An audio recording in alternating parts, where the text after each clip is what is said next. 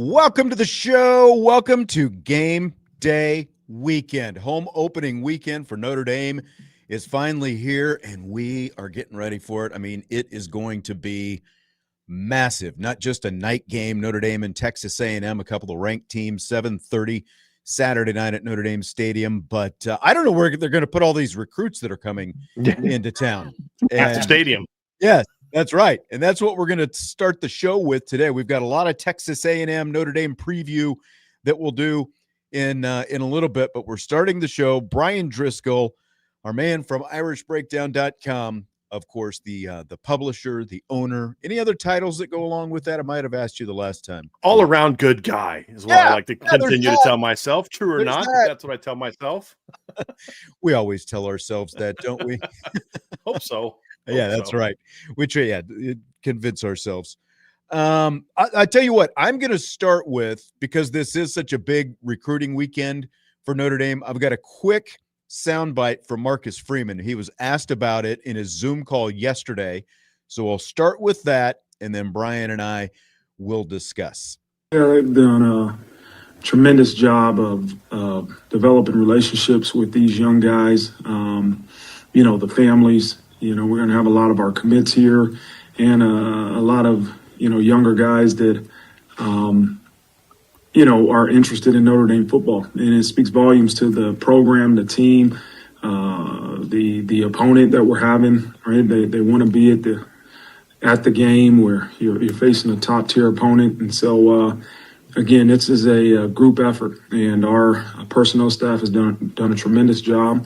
Our football program has put ourselves in a place where, a lot of top recruits want to come see us play. And so the best recruiting we can do is put on a good performance. So there's Marcus Freeman talking about this big recruiting weekend, and I didn't set it up exactly right. He was asked about how his staff has put together this big recruiting weekend. And, Bryan, they've got a relatively new recruiting staff that's kind of in place since Chad Bowden left, right? You're muted again.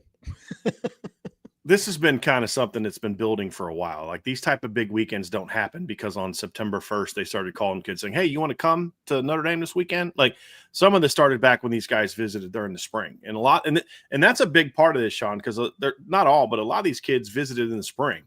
Cameron Wagner's been on campus multiple times. They had Braden Parks and Devin Robertson on campus at Irish Invasion. And you start building those relationships then. I think the Notre Dame coaches have done a great job doing well, and even better job building relationships than maybe they did in the past, where a lot of that fell on Chad Bowden's shoulders. And then, Carter Allman, who's one of the holdovers from the previous regime, I think did a great job of helping the new guys, Jordan Blake and Myron Tungavaloa, and to a degree, Mike Martin, kind of get comfortable and get rolling. And that's played a big role. But look, you come to a place like Notre Dame, you got to grow up fast kind of thing into your role. And, Sure. Jordan Blake's going to need time to get comfortable in that role. But you got to figure it out pretty quick, man. You can't sacrifice the recruiting class. And we hear that it has. And Myron Tungavaloa-Mosa, former Notre Dame player, I think it was an easier transition for him because he knows how to sell Notre Dame, because he's just sharing his life, his experiences. Like, look, this is what it did for me. Why do you think I'm back here? I hated it at Notre Dame. I hated it in South Bend, but I'm going to go back there because they offered me a job. It's like, no, he loves it. He lived it. And I think that's really what it comes down to. But, he made a comment in there and about, look, what they did on the field last year is just going to naturally open up more opportunities for them to get some of these guys on campus. But, his staff has worked very hard, Sean, and the recruiting staff especially, who are new, to get comfortable and get acclimated with the players on these boards and the ability to kind of put all this together, and had very few cancellations this week. Like, very few. Normally there's like 10 to 12 in a weekend like this. 10 to 12 kids, like, last minute won't come. Well, I got an updated list today, and there was like 4 kids off of it and 3 new kids on it. I mean, it's really impressive what they're doing right now. I counted, based on the list that you put up on the Champions Lounge today, 70+ visitors, like Right. Whether they're commits or uncommitted. Is this the largest overall visitor list that you can remember? It's the largest visitor list of this caliber player. They've actually had a weekends, several, where you get 60, 70 kids. because you get like local kids that you're not recruiting, but it's just like, hey, we're throwing a bone to this staff. We're going to let this kid come on campus. I've seen some kids walk in as quote unquote recruits that you're like, I don't know that I'd recruit that kid, like to Valpo. It just, but I'm being somewhat hyperbolic, but it's about relationship building. You're trying to build a relationship with those schools. These kids want to come and, and they're not, and they, hey, look, I visited Notre Dame. They do it as a favor. Cause then that, maybe some other schools will then take interest. This is such a high level of quality players, Sean, in the 27 and 28 classes. And then of course, 21 of the visitors are actually, I think 22, 23 of the visitors are commits, which is a great resource also with all these high-level players coming on campus. And the other thing, too, that's unique about it, Sean, is there's kids coming in from California that are big-time players, kids coming in from Georgia, kids coming in from Florida. They're coming in from all over. Big-time DB, 2 big-time DBs from the state of North Carolina. So I can't say it enough. It's an impressive group of players. It's a balanced group of players. They're kind of hitting all the big positions. There's, I think, 4 players visiting this weekend that are top 10 overall national recruits in their respective classes. It's a very impressive group. And at the end, he said, now we got to put on a good show for them on the field. And that's going to obviously be a big part of this. And they're bringing in the majority of their class, the current 2026 class. So there's several, so Joey O'Brien won't be there. Grayson McHugh won't be there. Kari Adams won't be there. Charlie Tom won't be there because they all have Saturday games. Right. So they play on Saturday, so they won't be able to make it. And then Jacoby Clapper and Elijah Golden aren't going to be there. I expect them to be there for the USC game. Just travel, sometimes travel things. But yeah, the majority and 2 of their 3 2027 commits, Teddy Gerard will be there, and Ellis McGaskin will be there, the linebacker commit. I think Sean Kraft is the only one that won't be there. So it's the vast majority of your 2025, 2026, and 2027 classes will be there. It's a big group. So what's this weekend for the guys who are committed then? Well, there's several things that go into that, Sean. Number one is obviously getting back. They say, hey, I'm going home this weekend, getting back, getting a chance to see them. We were talking about this earlier in our show. There's several commits that have never been to a game before. Javion Osborne's never been to a game before. Jonas Walton's never been to a game before. So, that I don't think Bubba Frazier's been to a game before. So this is their first chance to kind of experience the game day atmosphere. It's a chance to continue their conversations with the coaches, get to know each other. It's a very big building experience, but they're also being brought in, and they understand this because you're being used as resources for the kids that we're trying to add in the 2027 class. Like you're going to help, you're bringing in Teddy Gerard, who's committed in the 27 class. Why? Because you have 3 elite wide receivers on campus this weekend. Well, yeah, you're going to bring in both of your quarterback commits to kind of help recruit those guys onto campus, Yeah. And that's a big part of it as well. You're bringing in Mark Matthews, who's one of the absolute best players in the 2027 class, regardless of position. He's a top 10 national player. He's also an offensive lineman. You want him spending time with Tyler Merrill and Sullivan Garvin and Ben Nichols and Gregory Patrick, because those relationships are going to be so important to landing those players. So they're being brought in not only for their own benefit, but they also understand we're being brought in to help recruit. And that's one of the ways that you can manage such a large group of recruits, is because you don't have enough staffers to be with everybody. But between the staffers and the recruits, you've got parents. I promise you there will be parents, moms, and dads. Sullivan Garvin's mom is one of the best recruiters they have. She's going to be here this weekend, and they do a great job of answering questions for parents and things along those lines. And it's really a well-oiled machine, the way that they've done it really since the spring. Is she the one who always tweets about Sully? Yes. Okay, I see a lot of her tweets floating around. But she does a great job because she talks to parents. She shares their experience, what they've learned about Notre Dame, why they sent their kid there, what questions do you have, things that she's been able to get answered already. She can answer for parents, and those things help a ton when you've got parents on campus. So it's not just the kids showing up. There will be parents on campus as well. That will certainly be assets when it comes to just continuing to sell what Notre Dame is trying to accomplish. You touched on big-time receivers. It's Quentin Burrell, Monson Sales, Julius Jones Jr., of course, son of Julius Jones Sr., a legacy there, more legacies. But these 3 are big-time guys, right? Absolutely. And there's a talented player from North Carolina named A.J. Roberts also coming in town. He's a kind of a top 150 caliber player, but Quentin Burrell he's from Mount Carmel in Chicago. He's a top 50 national recruit. And when you have a wide receiver who's 6'3", who's talented, who's very, very good at the Irish Invasion this summer, who's from Chicago, that's a top 50 national recruit. That's a must-get player, Sean. I mean, that's the kind of kid you've got to be able to land. You can't keep losing these guys like him to Ohio State, Michigan, Alabama, Clemson, Georgia. You've got to land those players, and Quentin Burrell's a must-get for Mike Brown, who's coming off of landing an outstanding class of 2026. You've got to land him. And Munchin Sales is from Indiana. Now, he doesn't have as much interest in Notre Dame as the others so far. But, hey, if you get him to campus, Sean, you never know what's going to happen. There's guys – when Javian Osborne committed or visited this summer, I told people, I said, look, guys, I've talked to all my sources in Notre Dame. They don't think they have much of a shot at him. He came to campus and absolutely fell in love with Notre Dame and was committed in a month. I mean, it happens sometimes. And I still remember a story. There's a linebacker that Notre Dame lost, Etienne Sabino, all the way back when I think Charlie Weiss was here. Notre Dame was his leader. He came to campus, hated it, ended up signing with Ohio State. I mean, those things happen. You never know. So you got to get him on campus. And, I think so that's a big one. And then, of course, you have Julius Jones Jr., who is being recruited not because he's Julius Jones Jr. He's being recruited because he's a top 50 national player. That's a big-time wide receiver. That's a high academic kid that plays at St. Thomas Aquinas in Fort Lauderdale. And they would have recruited him no matter what, but the fact that his dad is Julius Jones Sr., it does put a little bit more pressure on Notre Dame to land a kid like that. But yeah, I look at it like this, Sean. If you get 2 of those 3 kids in this class, that's a big-time class, which means you've now stacked 2 classes in a row of big-time talent receiver. That's what Mike Brown has to start doing, which makes that 27 class so important. But, hey, you're getting him on campus. That's the important thing. Defensive linemen as well. Some big defensive linemen, big-time defensive linemen coming in, and a chance for Al Washington to kind of keep his current role going, right? Yeah, we talked about that. I think it was last week when you had me on, Sean. We talked about the class that Al Washington put together on the D-line. It's an elite class. It's my opinion, the best D-line class they had since the 2011 class that had Aaron Lynch and Stephon Tuitt and Ishaq Williams. But hey, to be a great recruiting operation, Ohio State doesn't have a class like that. They do that every year. Georgia does that every year, and that's what Al Washington's trying to build at Notre Dame.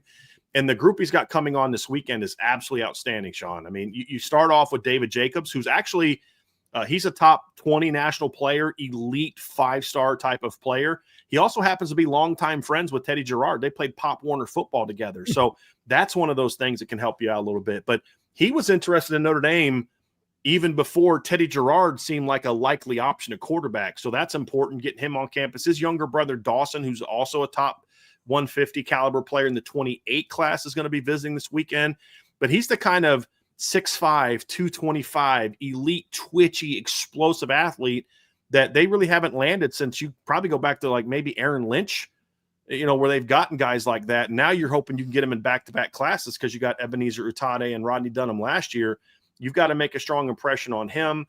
There's a couple in-state kids coming on campus. There's a very talented 28 kid named Jackson Vaughn from he is actually from I think Bergen Catholic, which is where Steve Angeli was from. He was on campus this summer for Irish Invasion. Impressed me a lot.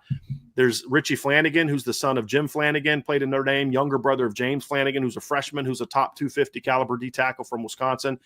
And then here's 2 names to know, Sean. Braden Parks, who's from Brother Rice in Chicago, very talented player, 6'3", 300 pounds. He's going to be 310, 315 when it's all said and done. Absolute impact player. I grade him as a top 100 recruit.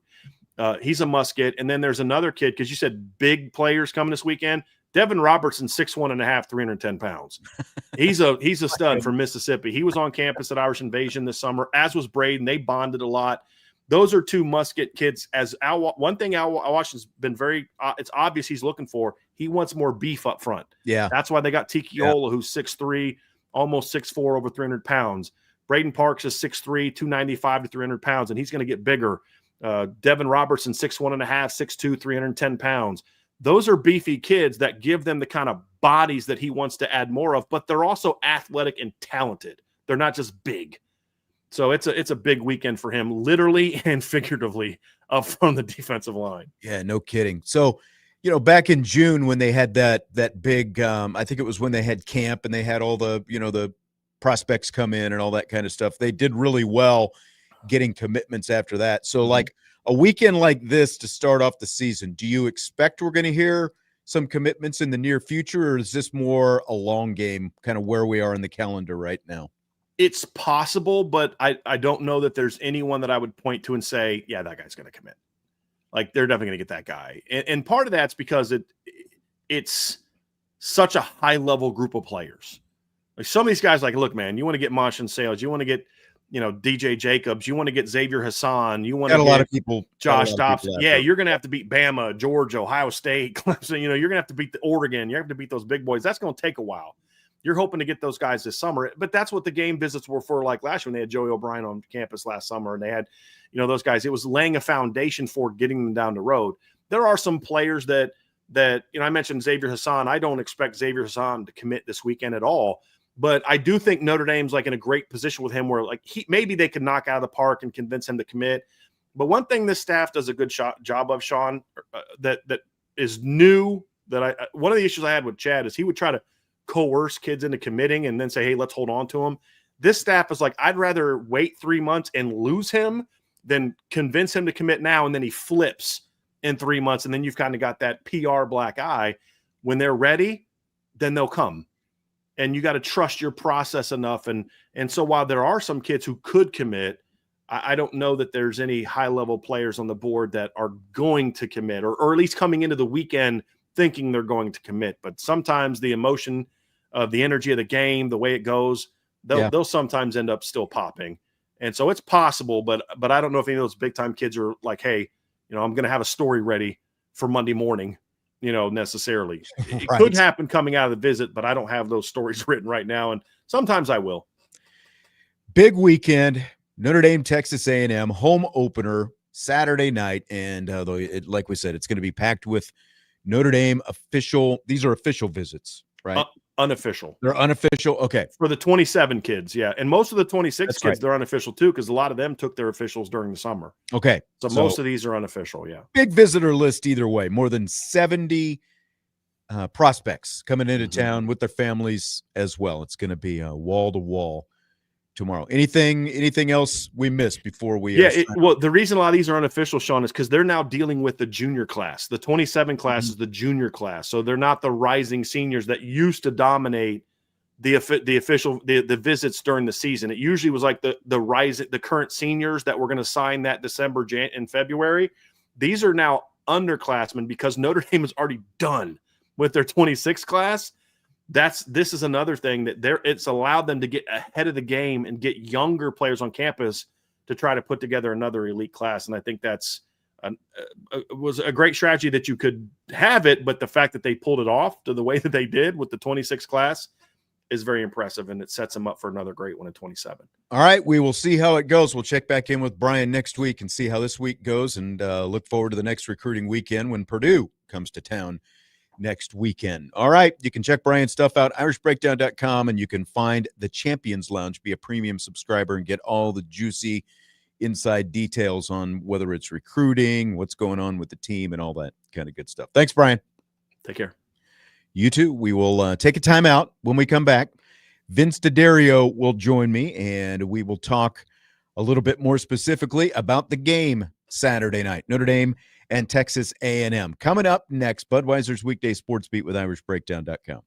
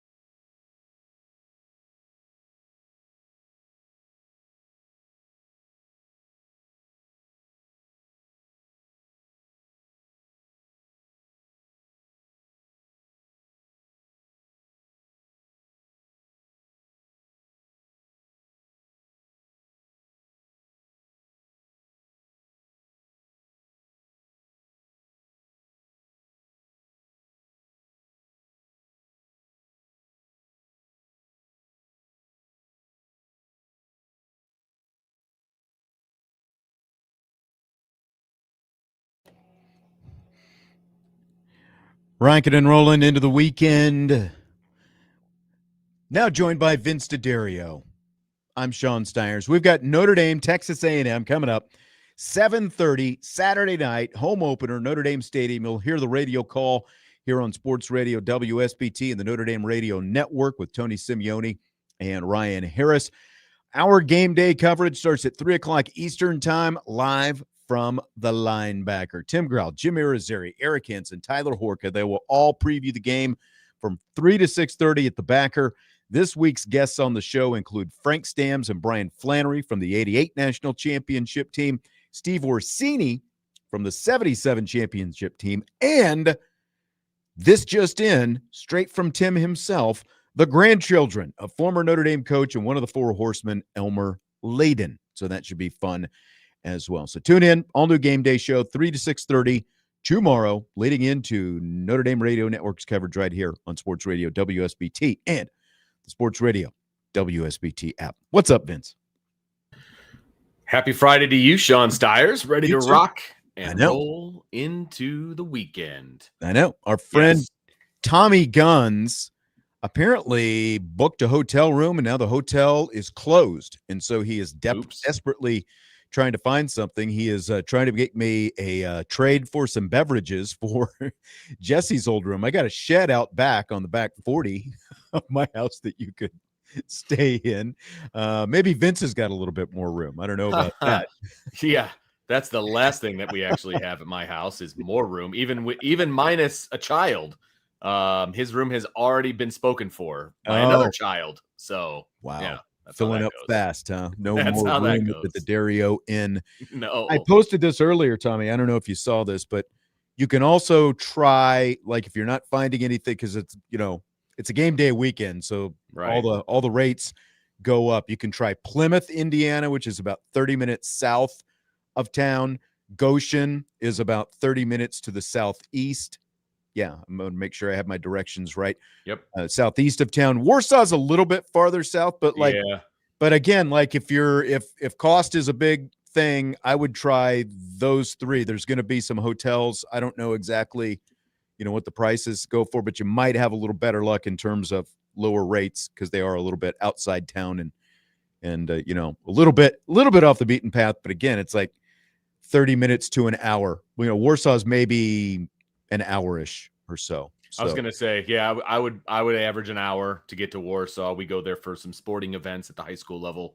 It's about an hour. So, yeah, but I would imagine that the prices will be lower an hour away. Michael says Niles. I imagine they're pretty much going to be full because anyone who knows the area knows that you can jump on those right away. So, but, you can try. And there are a lot of others, but those – Plymouth and Goshen are going to be about your closest options. LaPorte isn't bad. Michigan City, there's a lot of options around the area.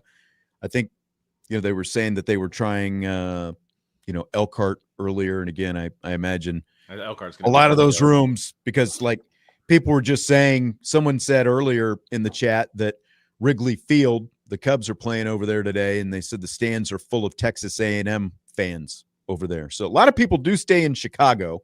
That's obviously going to have its own expense and be even farther away. But USMA 87 says he thinks he has a place in Elkhart. All right, well, there you go. Keep us updated. Those are your options. I was just throwing them out there because all this stuff was going on in the chat when Brian was on, and so I didn't want to interject in. But all right, we can interject when it's you and me. Yes, we interject all the time. That's right.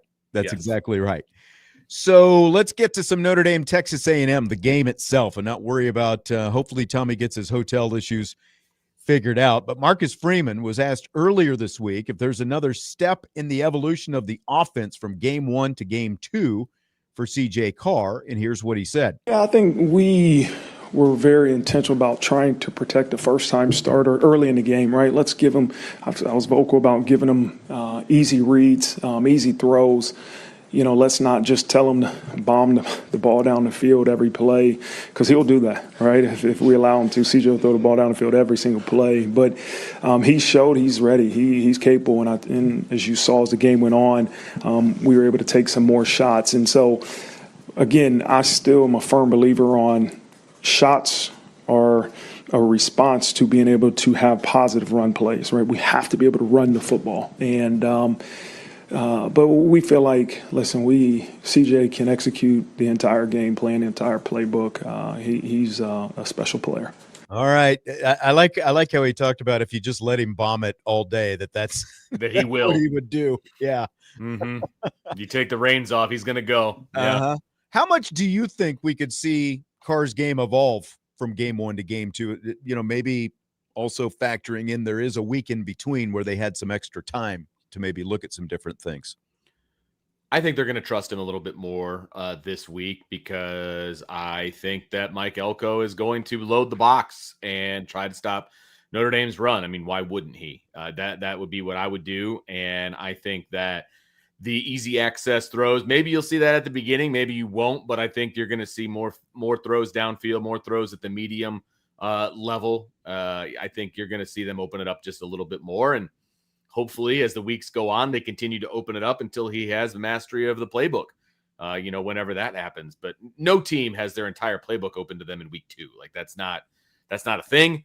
And so you would hope that CJ Carr is able to operate through the playbook as it stands right now. And that's what I would hope to see. Yeah, I mean, honestly, I would just, after what they showed in the opener, and based on, we know that they're going to load up and try to stop the run because it wasn't a vertical offense against Miami. I would pump fake a screen and then yeah, seriously, somebody on a go route is what I would do. It's like, you don't have to be too complicated with it.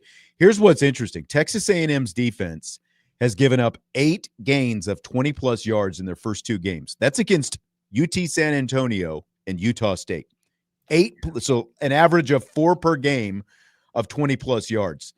That's a lot against that kind of competition, Vince. And, I think that Mike Denbrock, Marcus Freeman, whatever the combination is, they have to be sitting there and saying, we're going to have some chances to make some plays. Because, in both of the games, A&M had an opposing receiver who had just 1 catch in the game, but it went for 34 plus yards. One was 34, one was 36 yards against each of the teams. And I'm just sitting here going, Elijah Burris, anyone? Like, right. It just feels like they can potentially dial up some specific things because of the fact that A&M is going to want to stop the run. And because of the fact that what Notre Dame showed and what CJ Carr showed in that Miami game is they didn't want to go downfield any more than they had to. So I think that Notre Dame can create some opportunities, and I think you just, you give him some easy looks and some easy reads, and I think that he can make A&M pay potentially tomorrow night. Yeah, I completely agree. He's got the talent to do it. He wants to do it. He will make good reads. He might try to squeeze it into a small window. I mean, that's definitely possible, but I just feel like Texas A&M's defense is almost begging for Notre Dame to big play him enough to turn the tide in this game. So I think so too. I like it. I think so too. Here's Freeman's scouting report on the other side of the ball, the Aggies offense. They are a balanced offense, and they do some really good things in the run and the pass game. It's a different challenge than you saw week 1. I think for them, obviously they got a special quarterback, but it's still, their offensive line is as good as you'll see, with 5 returning starters and, some of the best individual talent up front that you're going to see all year. So we have to be able to stop the run, right? When that's something I've always said, you have to try to put offenses behind the sticks and get them into challenging situations for them.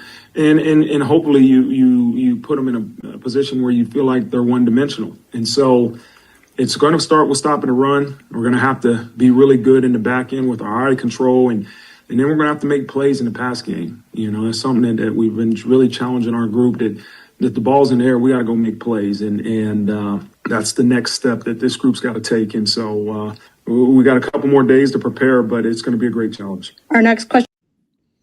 Nope. I like the fact that came from the Zoom call. I like the fact that didn't quite get that cut off, did I?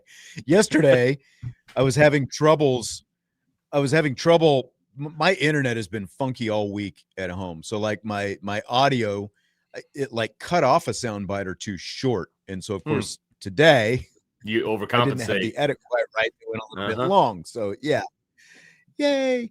But I like the fact that he's talking about contesting those balls in the air. Seriously. Like that was an obvious thing against Miami. Being aggressive, like all that is part and parcel with being aggressive. That's what everybody wants to see from this defense, is being aggressive, and part of that is attacking the ball in the air, going to get the ball, all of those things that they did not do against Miami on numerous occasions, to be honest with you. But obviously the one glaring one was the touchdown, but they were not aggressive at all. And that is one way to be aggressive, is attacking the football.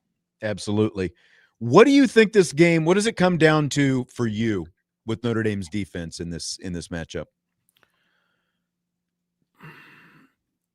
I know this is a generic answer, but it's being aggressive. That's honestly what it is. I've said this, last week. I don't care what scheme they run as long as they're being aggressive with it.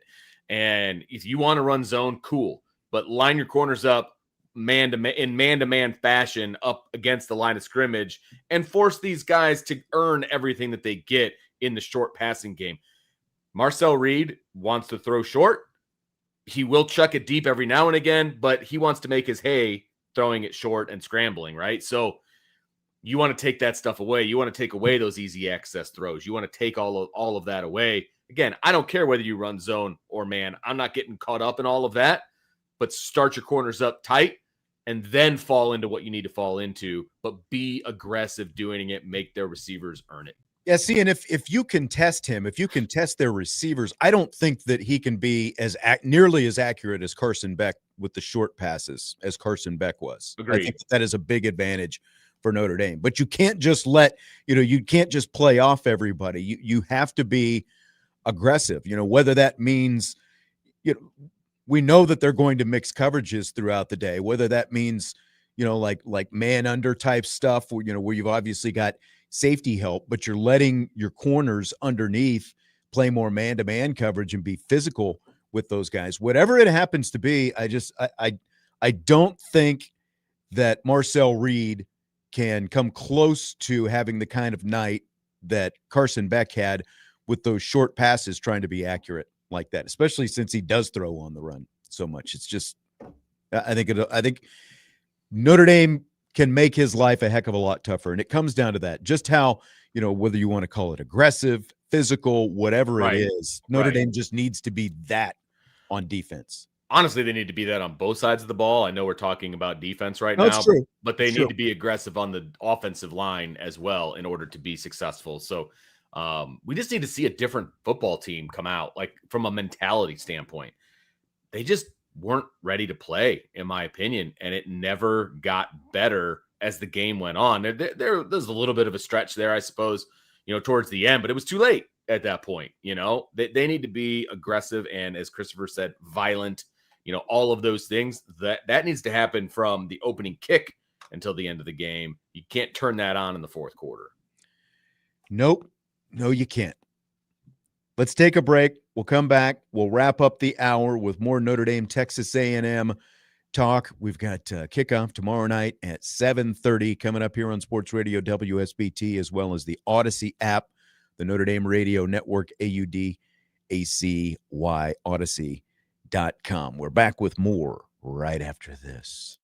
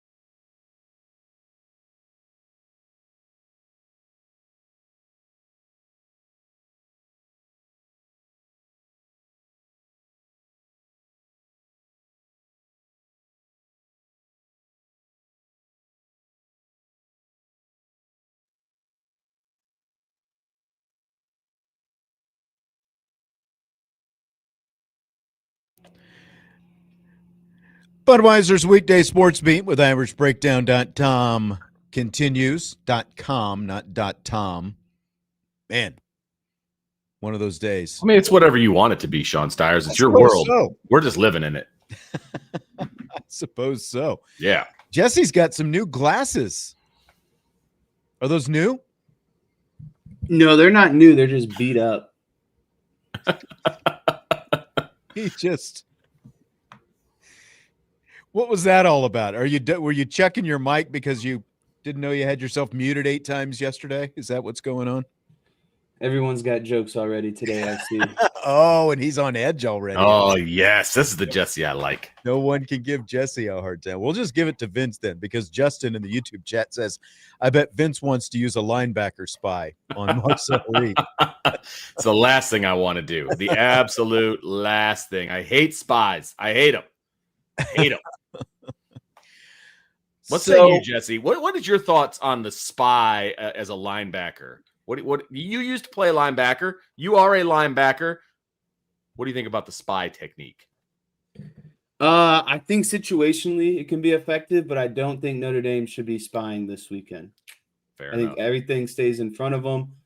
I think you create pressure, you collapse the pocket, and you force Marcel Reed to step up. I was on yesterday's show. I was kind of talking about.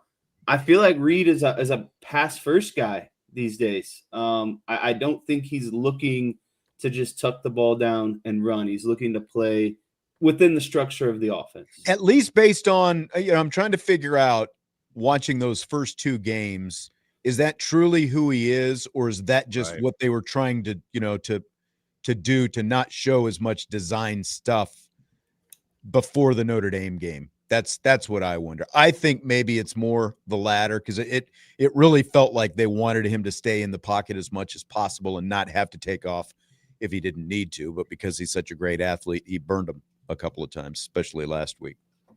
Well, the thing is in a Colin Klein offense, he likes a mobile quarterback that can run the ball. So yeah. I think this Saturday you'll see some of those designed runs out of Marcel Reed, which probably they didn't use in the first 2 games for good reason. Yeah. Marcus Freeman did his Zoom yesterday, his Zoom call with us. We played some of the comments yesterday, and we've had some today, obviously. But I felt like his general demeanor, it's like not quite surly, but maybe a little bit salty. He was very all business. It felt like. Do you guys think maybe there's anything we can read into that? I hope his team is the same way. I mean, honestly, surly. Yeah, man. Like, look, chip on the shoulder. Like we said this last week. Like, I hate the fact that it took a loss last year to make this team that way, and apparently it's going to take a loss this year to make this team that way. I hate that that's the case, but I hope it is the case. I hope they're all salty. I hope they all have a chip on their shoulder tomorrow night when they come out, because that's when this team's at its best. No, not those kind of peanuts. I want them to have, for lack of a better term, a pissed off look in their eyes when they go to play football. Like, that's what you want. Yeah. Yeah. I saw somebody tweet, like the tunnel entrance from Texas A&M last year. Like, that. Do we need that Marcus Freeman again? Like, is it time to ratchet that up? Like, he was He was feeling a little intense, like you Good. staring the glares, like you could feel the glare a little bit coming through the Zoom camera, I thought, yesterday. Yeah, I mean, they've had 2 weeks off. Obviously, there was a lot of, maybe criticism, whether you think that's fair or not. And it feels like Marcus Freeman is done answering questions. And, I mean, that's what it should be about. Like Vince talked about, this team should be playing pissed off. They are a team that's coming off a national championship and didn't play as well as they should have on the road in a big game to open the season.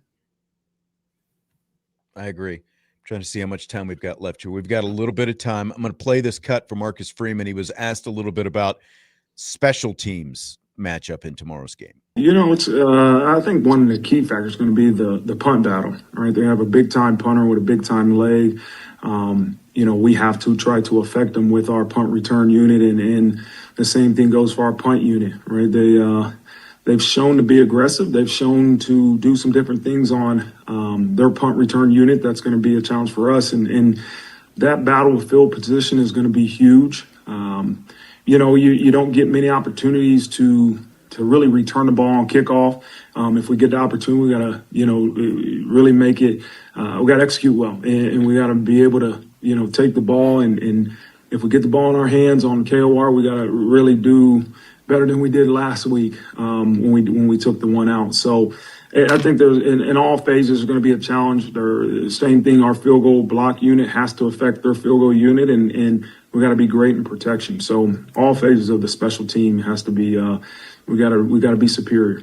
Thought it was interesting. He started off talking about the punters, but like that could affect the game. It sounds like he's expecting a pretty good defense, similar game to last year, maybe defensive type slugfest.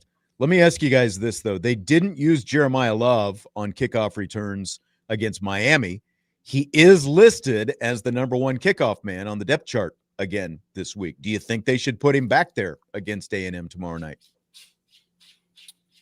I feel like it's one of those things where I don't think you're going to do any harm by putting Jeremiah Love back there. Whether or not you want to show your cards and go that route early on, I'm not sure, but I don't know the ultimate difference between him and Jadarian Price back there. I think both are dynamic runners. We saw, Price in the Miami game, but I'm all for getting my athletes, the most amount of touches as possible. And that's the thing that Marcus Freeman talks about with Jeremiah Love.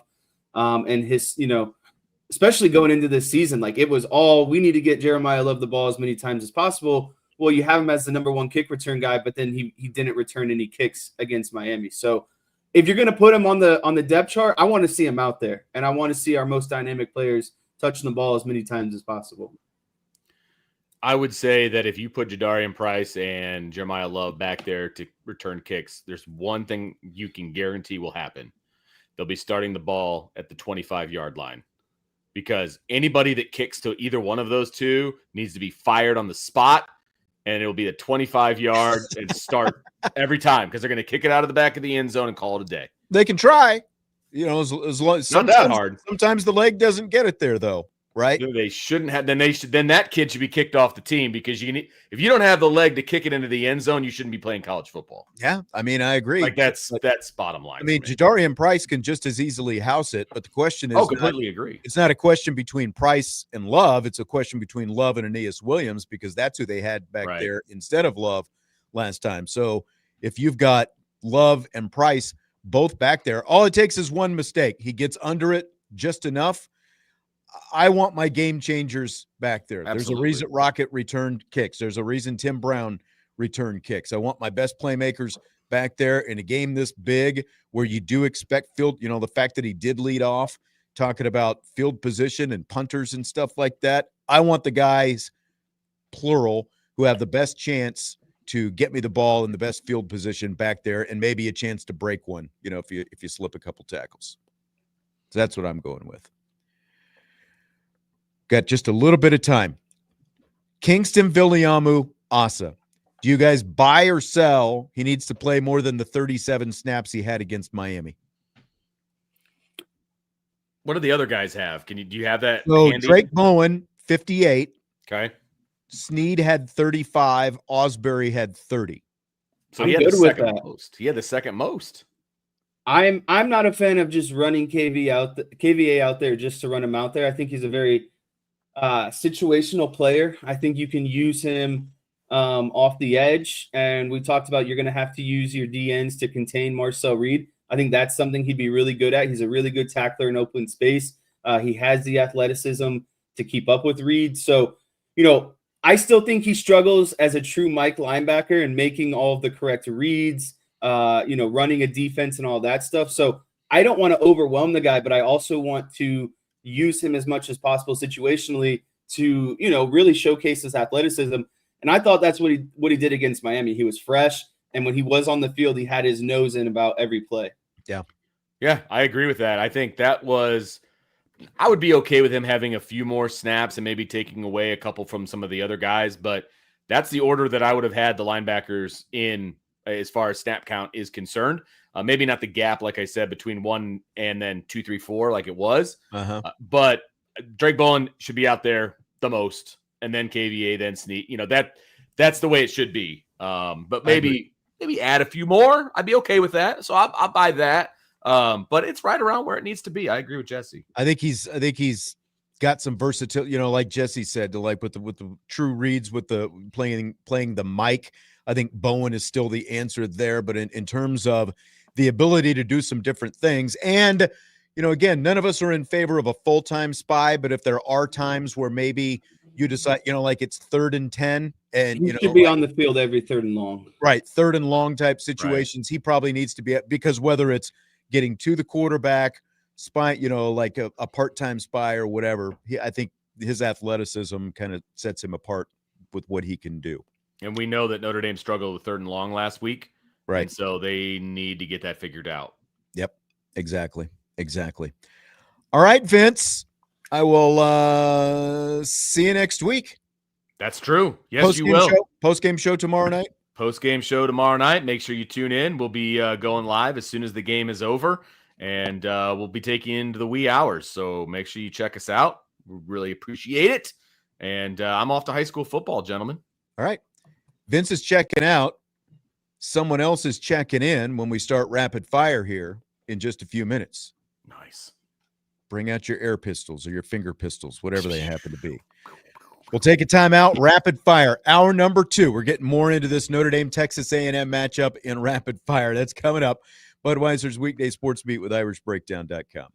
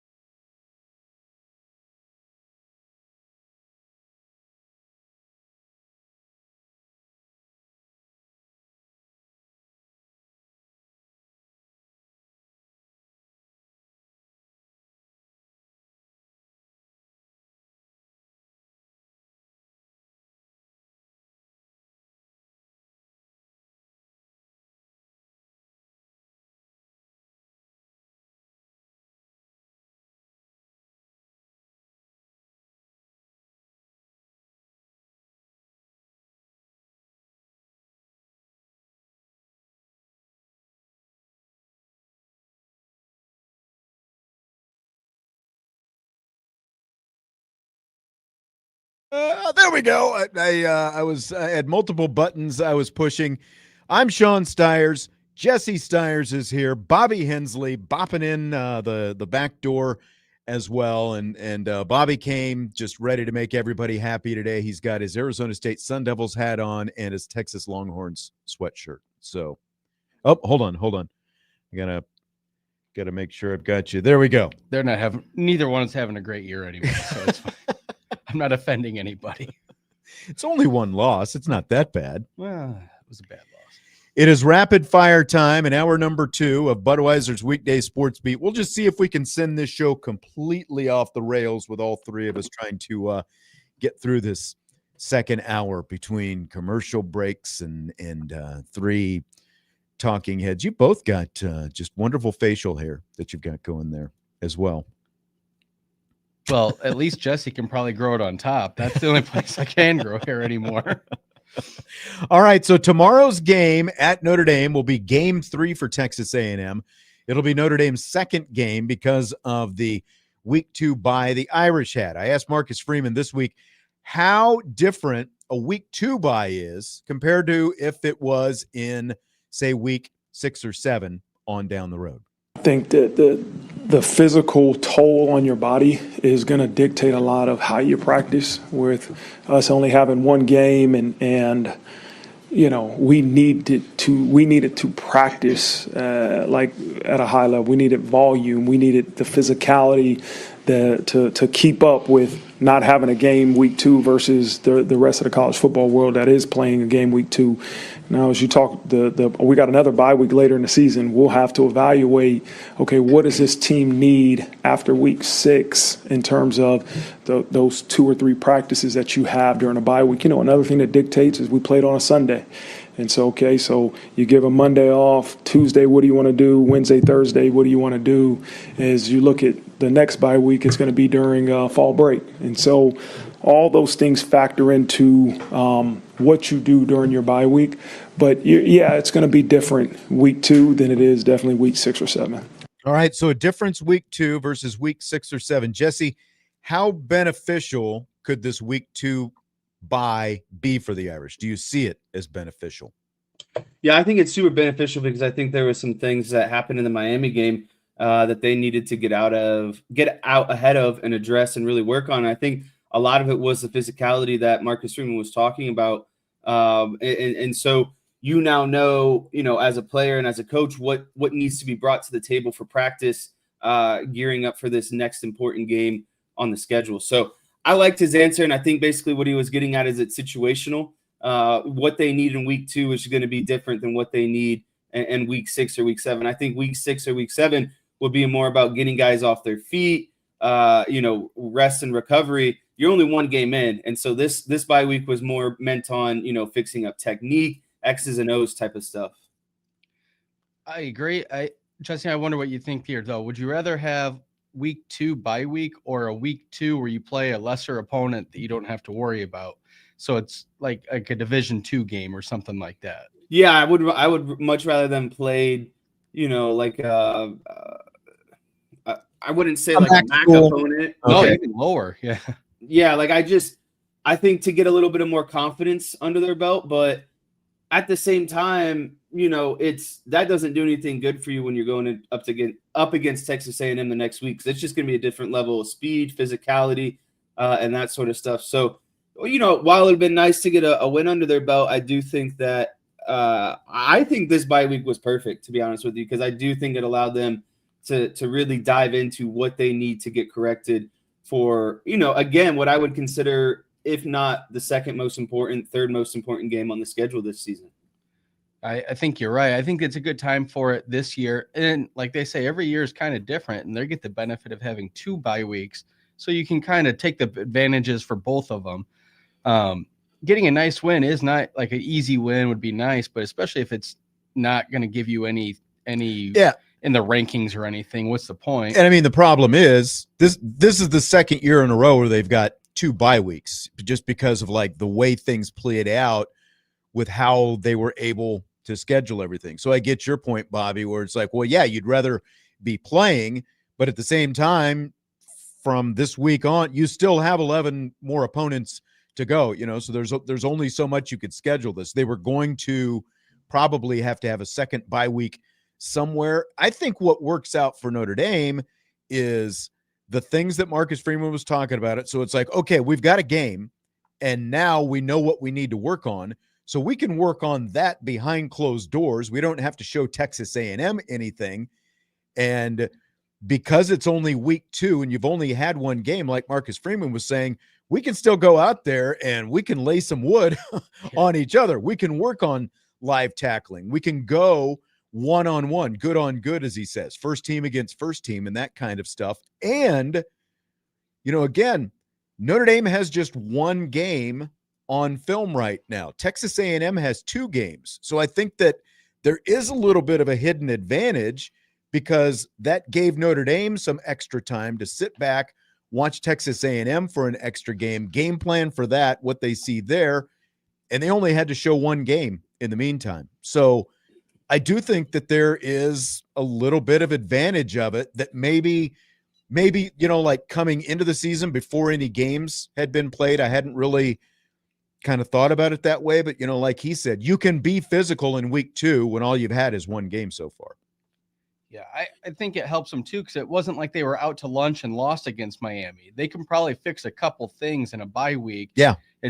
They're not making these big jumps. They're not overmatched. And then their second, like Jesse said, your second or third biggest game, however you want to describe it, is coming up next. So it's nice to work on some of those little things, get them out of the way, working them on a bye, like you said, Sean, and not have it be on tape. I think that could be very beneficial for the way this season worked out. If they'd beaten Miami and everything's good and everybody's healthy, you might want to go right into the next week and play Texas A&M. But I think we'd be having a much different conversation had they won the Miami game, right? And I think that's what makes this bye week so interesting is it was after this week, and so what it becomes is highly dictated about how that Miami game was going to go. Yeah, Stymie Snurdley in the YouTube chat says, I'd rather have a bye than a false sense of success and corrective action.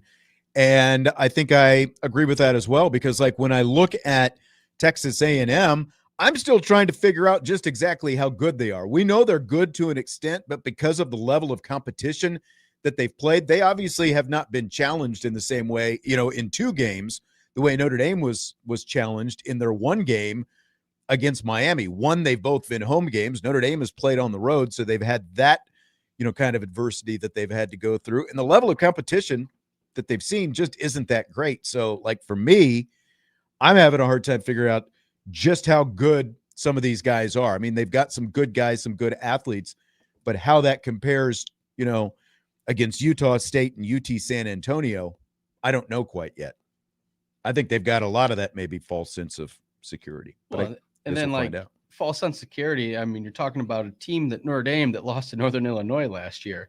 So that wasn't a bye week, but it snapped them out of playing bad football. And the rest of the year, they looked pretty damn good the rest of the slate. So I don't know what the right answer is. And like Jesse said, if you know the results, that helps a lot. You know where you could get better, when it would be a good time to have a break. But as a fan, it just sucks having a week off that early when you get all hyped for the first game. And as a media, go. As someone who does a radio show every day, it sucks having a week off.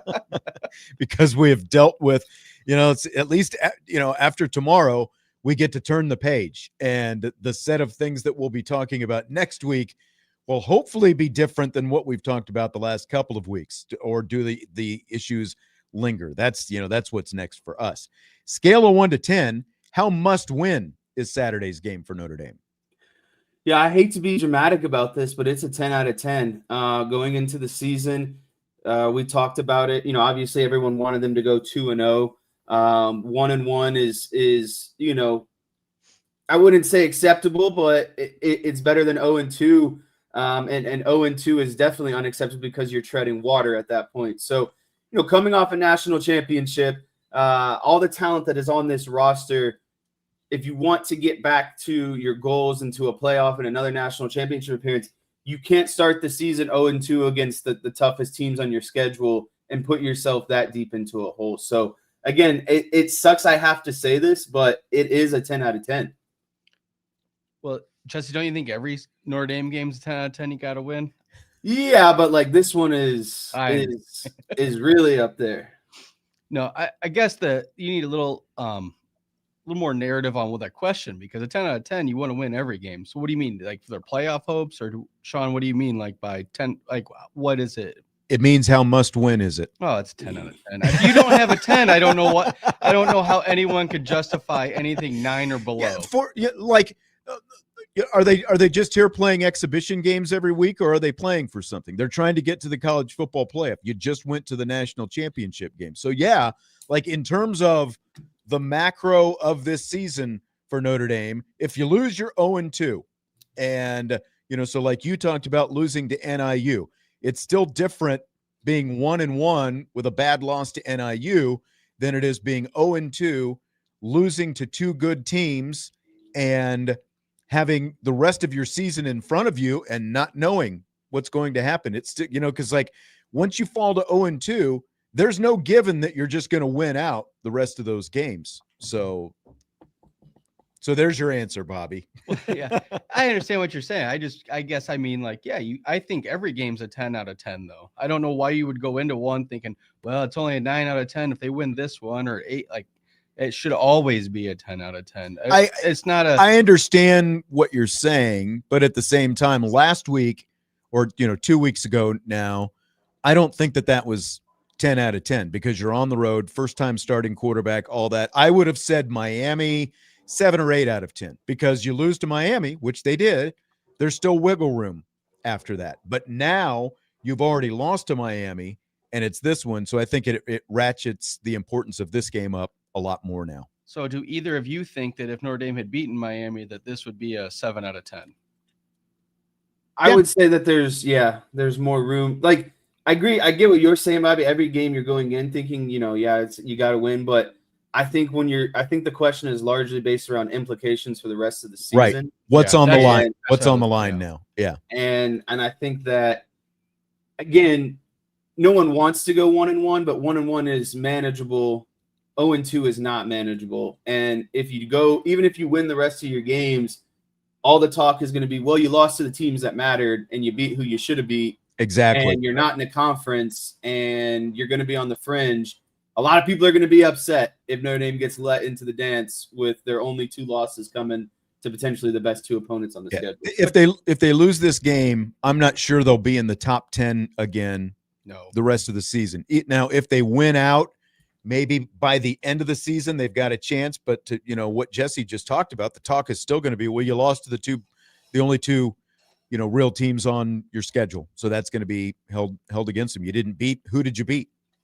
Right. And that's the whole thing about all of this is SEC's had that for years. So like Alabama had a loss against Georgia.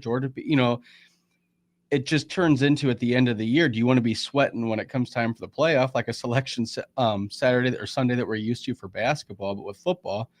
And if you don't have those data points where you beat the big teams, I don't know if there's enough left on the schedule for them to give a good, solid argument to make it. We'll take a break. When we come back, we've got more rapid fire with an eye toward Saturday night's Notre Dame Texas A&M game with Bobby Hensley and Jesse Stiers. I am Sean Stiers. We've got more coming up next.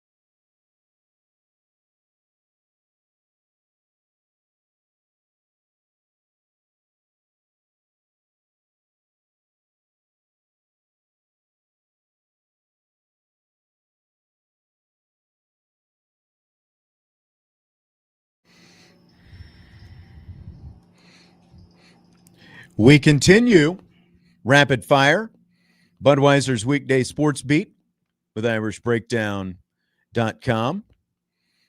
Sean Stiers, Jesse Stiers, Bobby Hensley. Fill in the blank. The thing you're most confident in with Notre Dame this week, Jesse, is blank. An improved run game. I think that obviously they struggled against Miami. Not the numbers you want for a premier running back room in the country. Texas A&M lost a lot along the defensive line. 3 guys who went on to the NFL. That the run game is what ultimately won the game for them last year. I think CJ Carr is going to be situationally good, but they have to rely on the run game, and it has to get the job done. And I think it will get the job done. I think that the thing I'm most confident in is the defense keeping them in the game. I don't think that there's any way that they're going to get Texas A&M is going to be explosive enough to get lots of points that's going to keep Notre Dame out. And then, like Jesse just said, they keep Carr in a situational mode where you don't want to say game manager, but it won't be on him to win it. And then it will turn to the running game and how successful they can be. But I would say I'm most confident on the defense to keep them in the game. Interesting. All right, so we've got both sides of the ball. I'll break the tie. I like what Jesse's saying. I'm like J Love and or Jadarian Price. I'm confident that they're gonna, one of those guys or both of those guys is gonna house 1 or 2 if they get enough touches. I think that that's what it's going to come down to. They both made big plays last year.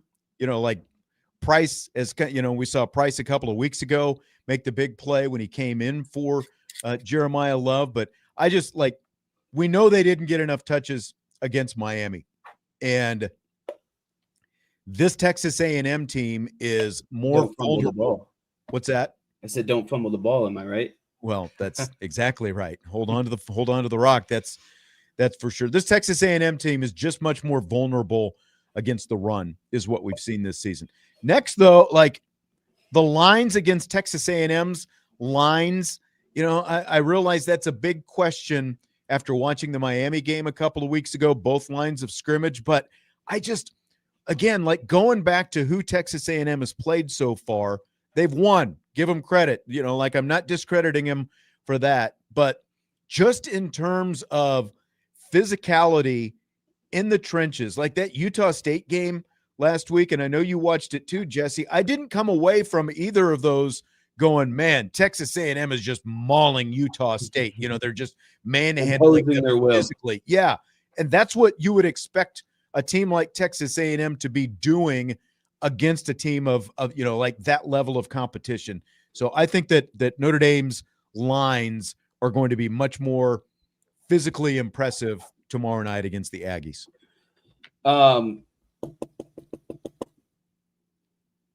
Outside of the third quarter, Utah State hung around in that game, especially early on. Mm-hmm. That basically kind of to end the second quarter and the beginning of the third quarter, they got themselves into a little bit of a hole, and were trying to play catch up, and that allowed the Texas A&M defense to start feasting a little bit and the offense to run away.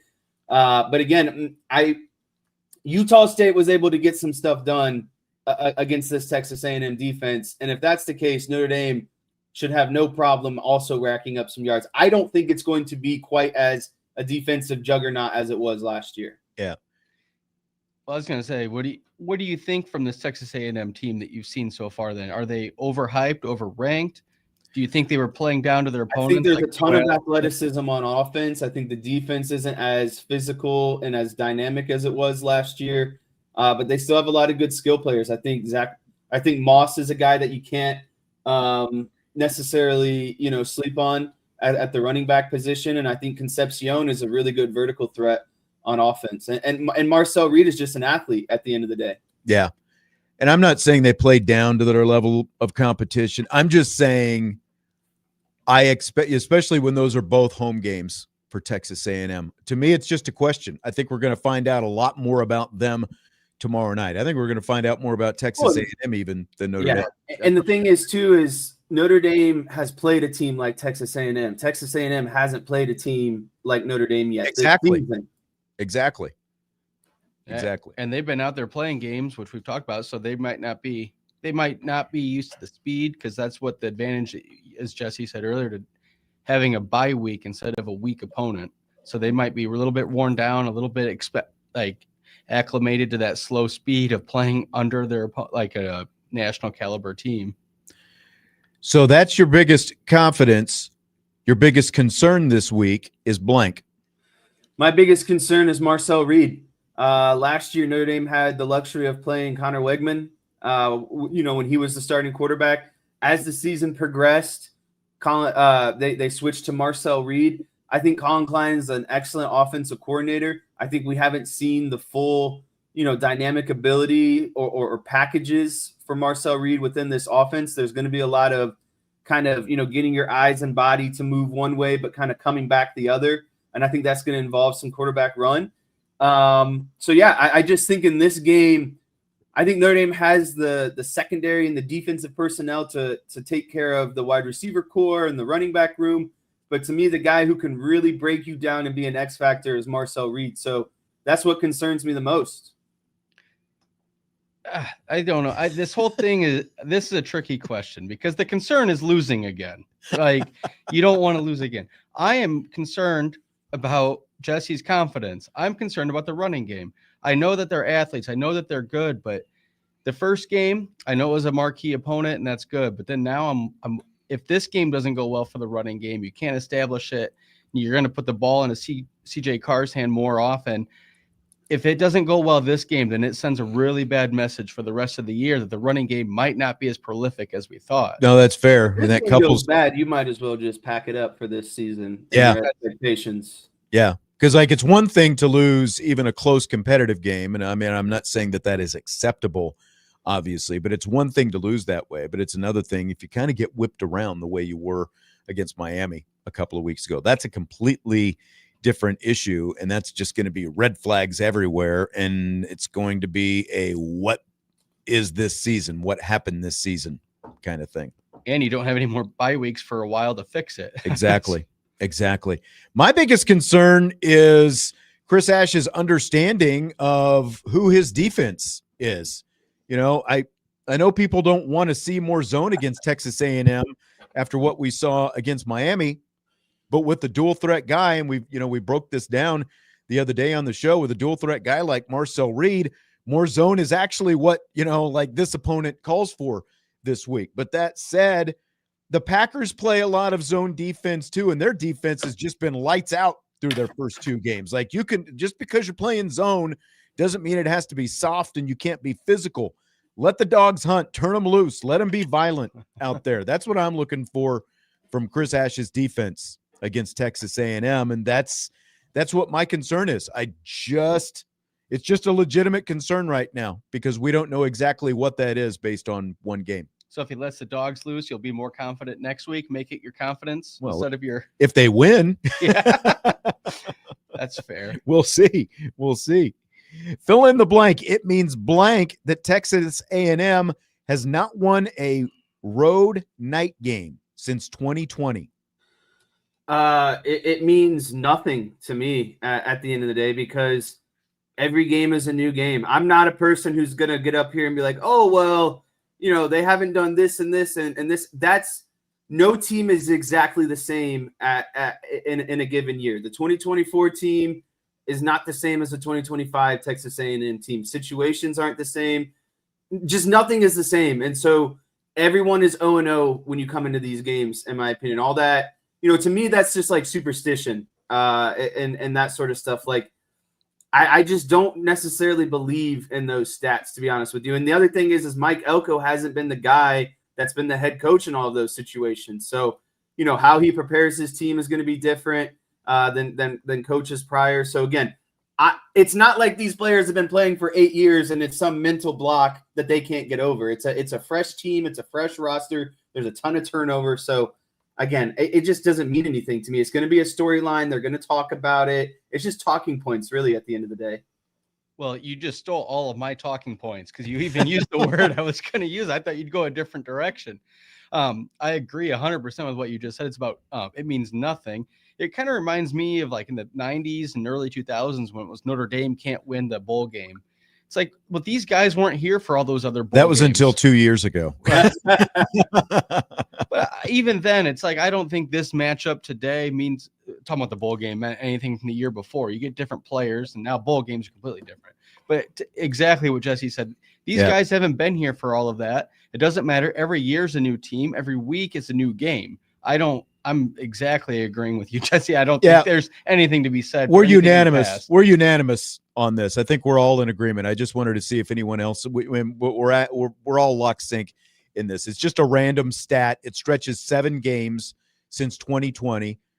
Then, as you guys said, multiple head coaches. So it is, as John Christophic says in the chat, maybe a little bit shocking, but at the same time, it really doesn't mean much of anything because they've still won road games. They've just lost the ones that happen to be at night, which are usually marquee games against better opponents. So of course, I think if anybody's record on those won't be as high. So it does mean something. No, no. You just said it meant something. No, I'm saying the only thing it means is they're playing a tough team. Marquee games, better opponents. There you go. So they've lost all the big games on the road at night. Yep, because but that doesn't mean that anyway. Okay. That's all it means. It means it's scheduling. Love it when I can hook Bobby in the net there. Yeah. Texas A&M's longest run against the Irish last year was 14 yards by Le'Veon Moss. Miami's longest run against the Irish in week 1 was 15 yards. On a scale of 1 to 10, what's your confidence Texas A&M will not have a run longer than 15 yards against the Irish? I'm going to give this a solid 8 out of 10. I think that Notre Dame is really good about limiting the big plays on the ground.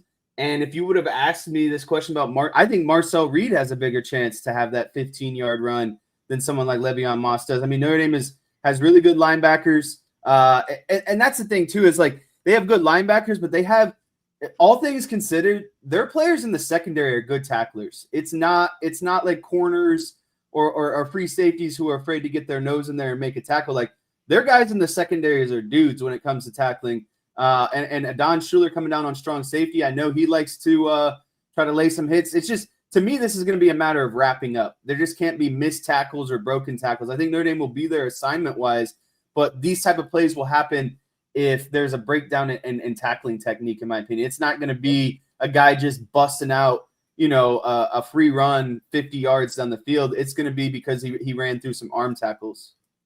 So would you go online gambling and bet the under on this with heavy money? The Texas A&M under or just overall under? Just them not having a play over 15 yards. Nah, running play. I don't know. I got burned pretty hard by Notre Dame in week 1. So. Yeah.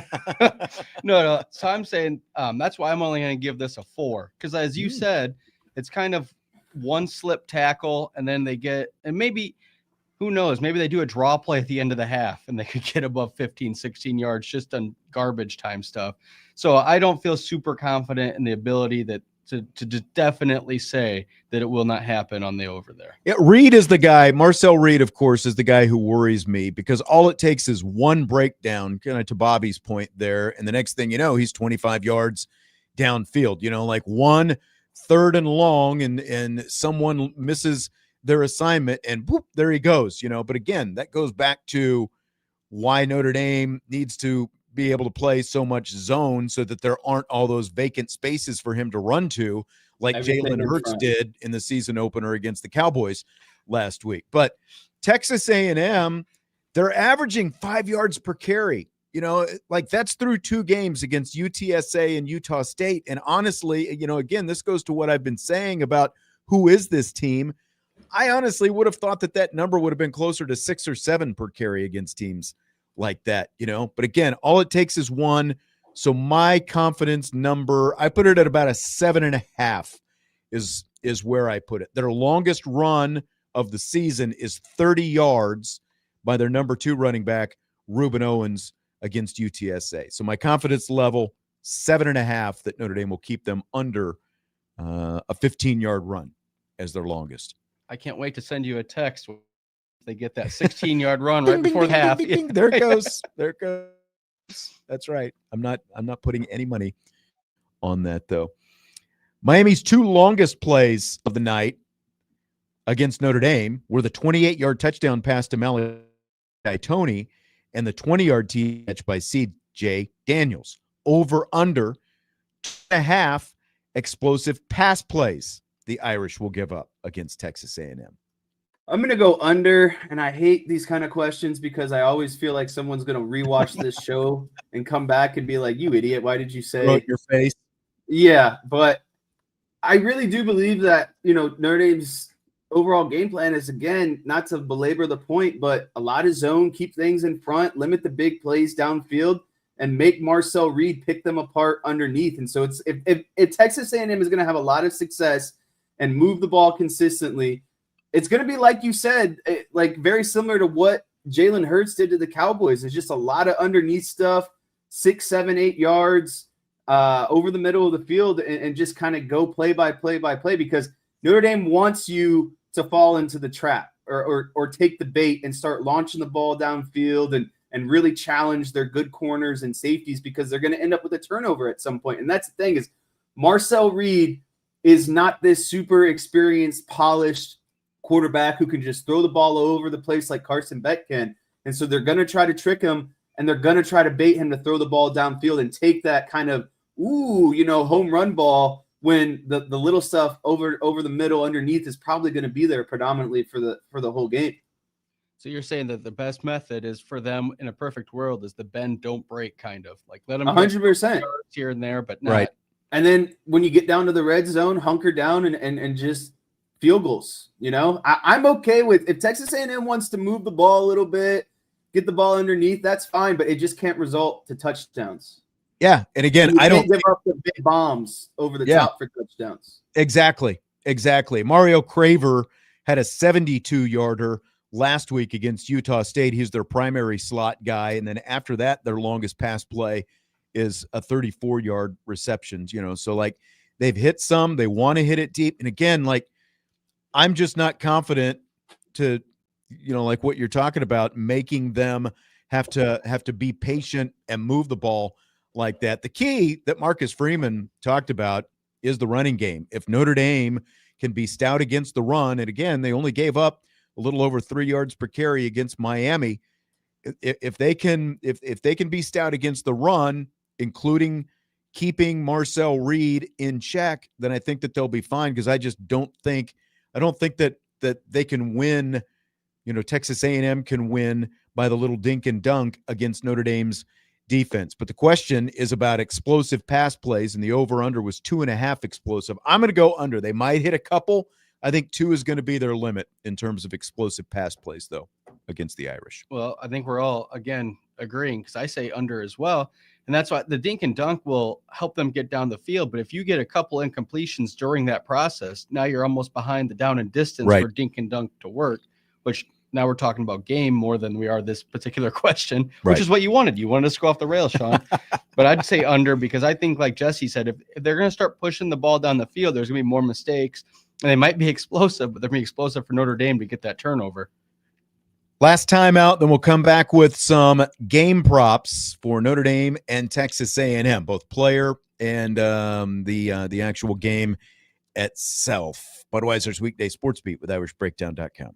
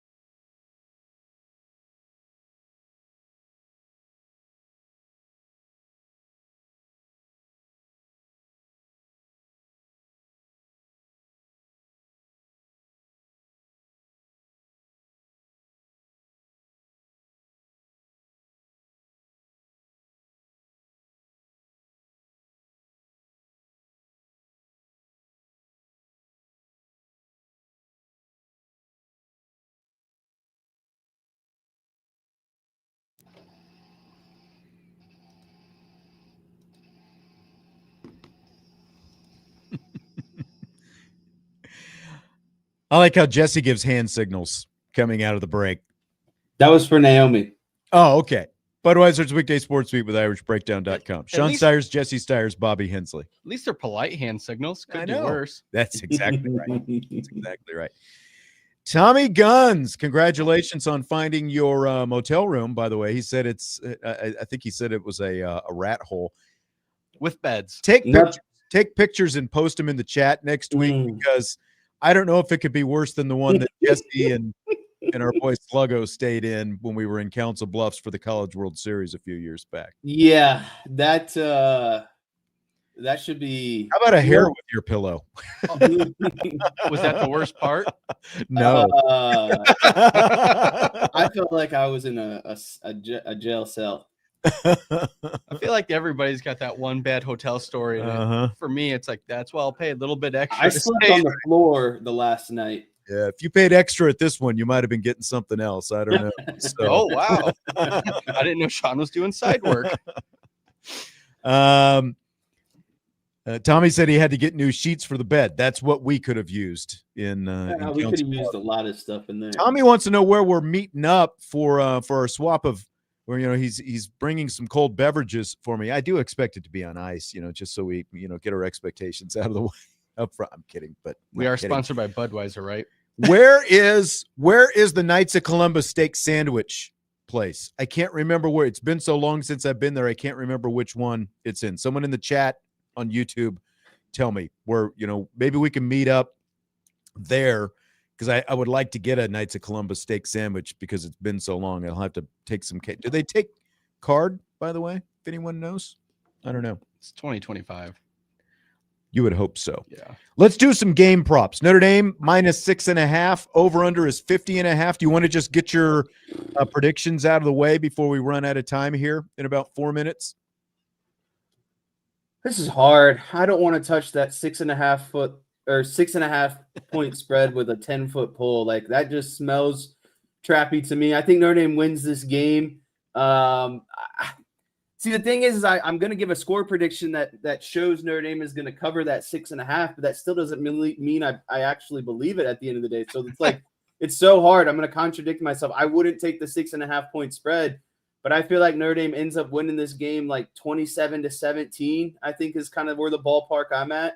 Okay. But it very easily could be, 27-21, 27-23 kind of area. I think Notre Dame wins this game. I don't know exactly how they're going to do it. I mean, I know they're going to do it on the backs of their running backs. But I don't know. And you guys are going to make fun of me. I forgot this was a night game, to be honest with you. I was like looking all over. I have things to do. Okay, wrap it up. Tomorrow. We got other props to hit here. I guess the prop that I'm kind of intrigued now because you put the score out there or whatever. What's your confidence in your own score? Because it feels like a 3. Yeah, I put my confidence at 5 out of 10, but that they win 9 out of 10. Okay, I'm going Notre Dame 27-20. That covers the 6.5. Bobby, I quick. was gonna say 28-20. So Okay, we've only got a couple minutes here. So again, CJ Carr's passing number 205.5 yards. Over under. Under. Marcel Reed 33.5 rushing yards. Over under. Under. over. I'm going over. I'm also over on Carr's passing yards. I forgot to mention that. Which of these Irish receivers are you most confident will go over? Faison 37.5, Raridan 44.5, Malachi Fields 40.5, Greathouse 28.5. Who you most confident goes over? Great house. Great house. Greathouse 28.5. Really? After the week he had last week. Bounce I back. want you to parlay me Great House over, Love over, Price over, Love That's not touchdown, happening. Price touchdown. Your parlays always miss. That's not true. We're not That's we're not not throwing money away again. Again. Yeah, the Great House, the number is so low too. If he has a little bit of a bounce back week, has a couple good plays, he's already there. I'm going Fields. I like the over on 40.5. I think he's going to be their main guy out there. Okay, we got about a minute left. Jeremiah Love's rushing number 76.5. Jadarian Price is 42.5. Do you guys Both over. you like over on both? So do I.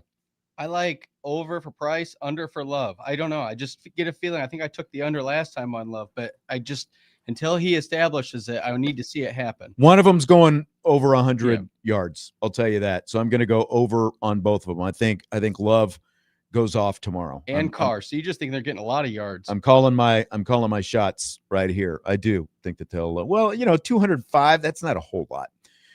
All right. Well, we're going to have to wrap it up with that. We have made our score predictions.